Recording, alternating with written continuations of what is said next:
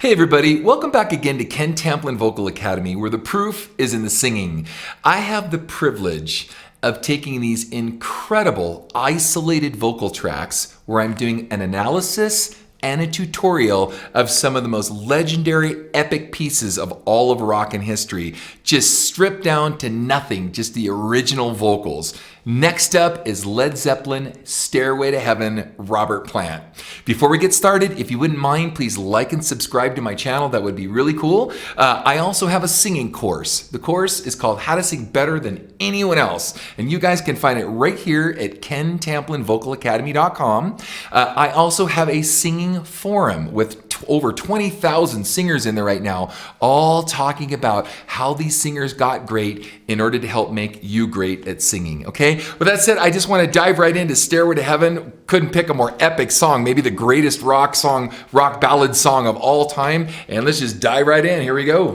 There's a lady who's sure all that glitters is gold, and she's buying a stairway to heaven.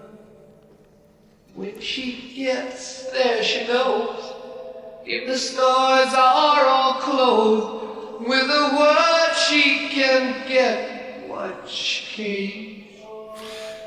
Okay, now I've always said that if you really want to know if you have a great song, you should be able just to take an acoustic and a single line vocal and it'd be epic, right? Well, I think it's pretty evidenced that this is that epic. Let me grab my guitar here real quick. Check this out. To the key of A, and I just want to do this myself, you know? So it's, there's a lady who's sure all that glitters is gold, and she's buying a stairway to heaven.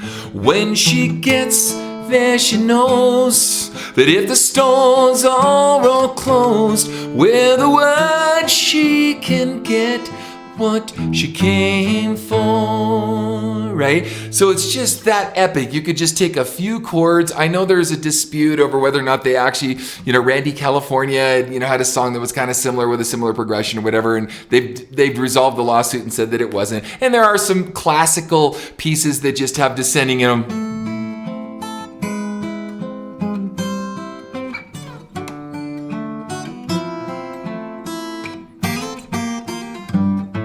That's the live version, by the way.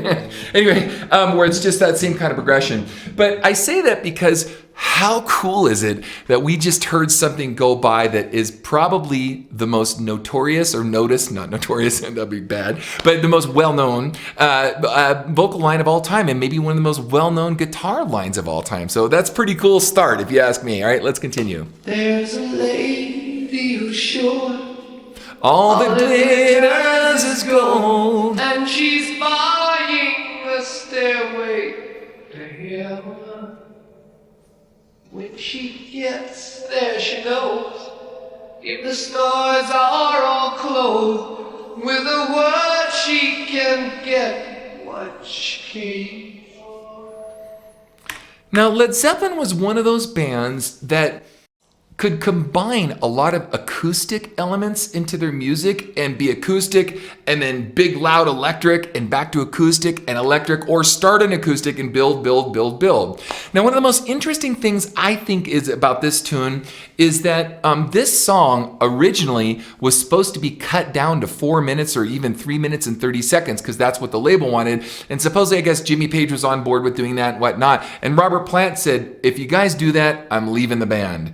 I want the band to be core, and that's not core, and they will just leave it alone. They can play it if they want. If they don't have to. We've never been a radio band. It's not our thing. We are a rock band that is very progressive in some ways, but mostly a lot of the music they did, you could tell, was like riff rocky, like, being like the ultimate garage band, so to speak. I dare I use that term in Led Zeppelin, but the ultimate garage band with the licks and then creating melodies and stuff, and just a vibe band. It was more about the vibe of the band, and you can really hear that in his singing through the story, and of course his folklore is kind of creepy folklore that he did, mystical stuff. But you can hear that in the song too, so that's interesting. So.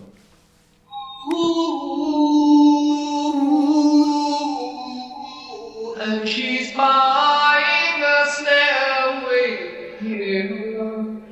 Now, one more thing, he also was kind of whiny on his vocals. I want to go back to the first verse because I remember when I first learned this song is, there's a lady who's sure all that glitters is gold, right? So all that glitters is gold, right? So you can almost hear kind of a folklore / British influence in the way he's singing. Obviously he's British. And so you kind of hear that along the way in the phrases, but it brings about some of the charm in it as well as in the storytelling. So there's a sign on the wall, but she wants to be sure.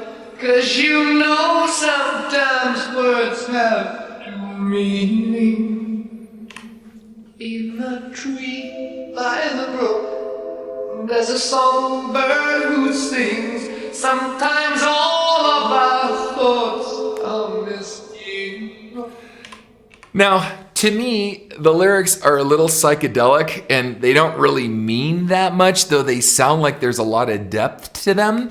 I know that a lot of bands in the 70s wanted to write deep, mystical lyrics, and that was kind of the thing back then, you know? So there's a tree by the brook, there's a songbird who sings, sometimes all our words have two meanings, you know? And so there's like these kind of phrases where you go, ooh, that's deep.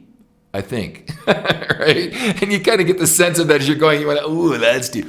Ooh, that's deep, right? It's not really, actually, I don't think. It's good songwriting. There's a lot of poetry in it, but it's almost like a hodgepodge mishmash of a lot of different ideas and stuff kind of thrown together. Oh, and by the way, the concept of Stairway to Heaven. So I did something a long time ago, and I don't want to give away too much, and I don't want to diminish the awesomeness of the song, but I just want to share some stuff with you.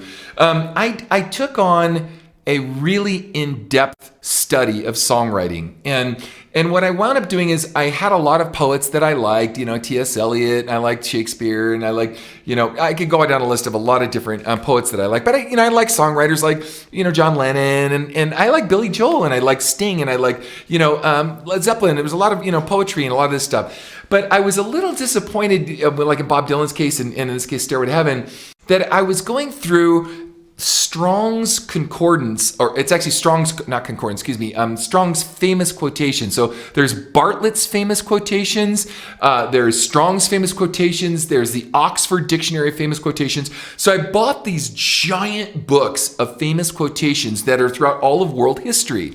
And every time I saw something cool, I'd take a yellow marker out and I'd highlight it. And it took me, 2 years to get through these books. It took a long time, but it really helped me with my songwriting. So when I was all done with all of it, I categorically kind of typed out every single line and put them on a bunch of sheets of paper that I could refer back to, and I would use these as an influence when I would write my own material, right? In fact, I have a green Tamplin album. It's just me standing in the desert, just called Tamplin. I won a Dove Award for that album.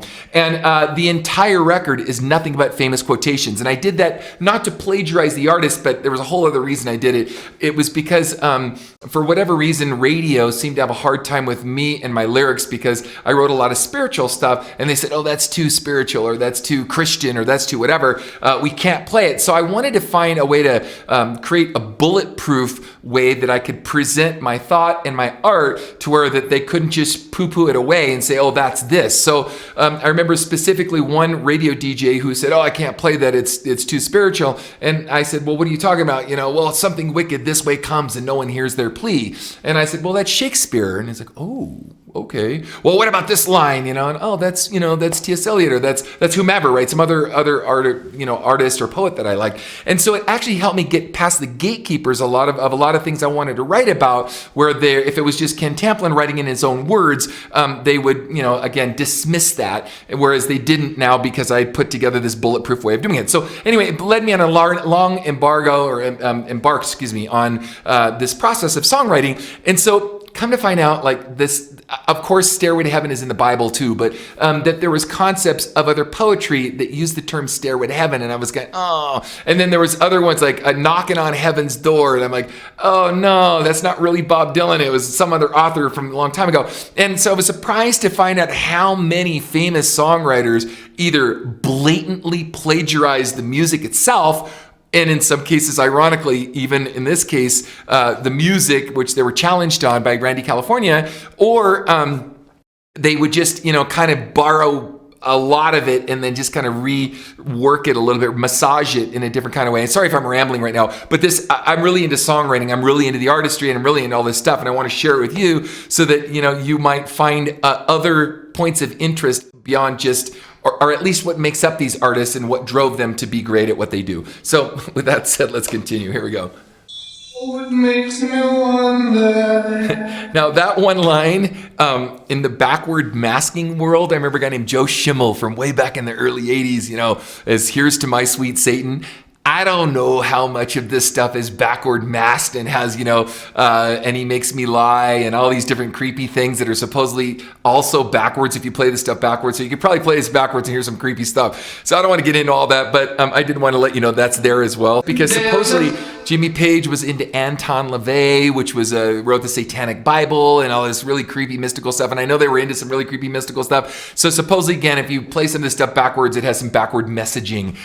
Maybe some of you didn't even know that. But back then, there was even other albums like ELO had an album called Ole ELO. So it's ELO backwards. And throughout the album, they take you through this, hopscotch of, go to the mighty waterfall and do this and do that. And it gives all this messaging backwards. So supposedly the Beatles did that, you can count me out in, Revolution, and you guys want to get a kick out. Joe Schimmel, he's, I think, a pastor out in Simi Valley, California now, but way back he did an expose on backward masking. If you want to kind of chuckle a little bit, look at some of this stuff, you go, ooh, that's kind of creepy. There's a feeling I get when I look to the west, and my spirit is crying for leaving. Now, what does that mean? There's a feeling I get when I look to the west, and my spirit is crying for leaving. I think that means that, I want to get out of here. I don't know. Anyway. In my thoughts, I have seen. In my thoughts, I've seen. Rings of smoke through the trees. Rings of smoke through the trees. I'm not sure. In my thoughts, I have seen rings of smoke through the trees, and the forest will echo with laughter, right? I mean, again, it's really psychedelia. It's like, someone took some LSD or smoked a lot of pot and started writing some of these lyrics. But the melody's really cool, and it's just so iconic, it's so legendary. It's just, you can't get more, like I said, more epic than this. So. And the voices of those who stand alone. Oh, I sang the wrong lyric, sorry. And it's whisper that soon, if we all call the tune, then the piper will lead us to reason. Now that's a kind of creepy line because I think it's referring to the Pied Piper of Hamilton. And that didn't end too well for the people following him. But the piper will lead us to reason. So there's a lot of mystical mystery in this. It's on the dark side if you really want to go down the path and figure some of this out. And maybe I'm reading more than is necessary into this. I felt bad for, the Eagles when they had Hotel California and they were saying that was Anton LaVey in one of the windows and like all this stuff. And so some of this stuff is taken a little too extreme, but I thought I'd just make some of these comments to keep it interesting and passing along the way. So. And a new day will dawn for those who stand alone, and the forest will echo with laughter. Now, if you notice, he kind of shifts gears there, If there's a bustle in your hedgerow, don't be alarmed now. It's just a sprinkling for the May Queen. Yes, there are two paths you can go by, but in the long run, there's still time to change the road you're on. Right? Okay, let's check it out. If there's a bustle in your hedgerow, don't be alone there. It's just a sprinkling for the May Queen. For the May Queen, or... Yes, there are two paths you can go by, but in the long run, and there's still time to change the road you're on. Yeah, it's humming and it won't go because you don't know. The piper's calling you to join him. There's the piper thing. Dear lady, can you hear the wind blow? And if you know, your stairway lies on the whispering wind. Now, why I want to say there could be some authenticity into what I'm saying about this weird mystical part is the whole song is about finding your way to heaven by good deeds or some road you're going to take or this or that or whatever. So it's kind of, let's say, earning your way to heaven or earning some merit or figuring out some mystical path, or there's still time to change the road you're on. Well, I guess depending on your theological point of view and what you philosophical and theological point of view, that's actually not true. Once you die, you die, and that's kind of the end of it. So there's a lot of what I'm going to call skeptical. I'm skeptical of what he's saying in a lot of this stuff, because I don't believe the lyrical content and the philosophy behind what he's sharing. So there is that for me that makes it a little awkward. But I wanted to bring that into the picture too, because I don't want people believing there's this way we can earn a Stairway to Heaven. It's just an epic song, and we're just covering it for the sake of covering it because it's interesting.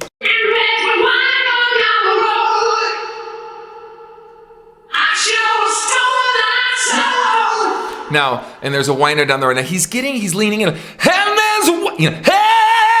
He's getting kind of leaning into that thing where he does it with his face, right? So, down the road, right? And if you notice, he's leaving and departing from this warm, sensitive ginger sound, and little by little by little by little, he's ramping up more and more and more and more, bringing the song to a bigger and bigger climax, which is really interesting.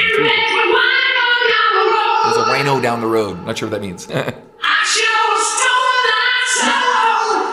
There walks a lady we all know. There walks a lady we all know, whose strange white light was a shadow. Now, I know that this is one of those vocal extractors, so this isn't as cool as I would have liked to have had. Some of the tracks we get for the isolated tracks are original vocal tracks, and some of them people taking them with a vocal extractor, and I know that some are better than others. This happened to be good enough to where I figured we could use it as a demonstration, but there is some doubling in his vocals as you go through the original vocal track, and you can hear again, it's for effect, not necessarily make it big, but more for an effect and for power. There was some doubling that went on in that, and you can hear it. So. And if you listen very hard, yeah, it's kind of sloshy. So you can hear kind of harmonies going back and forth. Unfortunately, it gets more sloshy because as they try to extract the vocal, it kind of puts the vocal out of phase, and you kind of hear different mirrored effects of the reverbs that are all kind of sloshing together, and so it doesn't make for a very clean track here. So I won't finish all of this. All right, it's the end.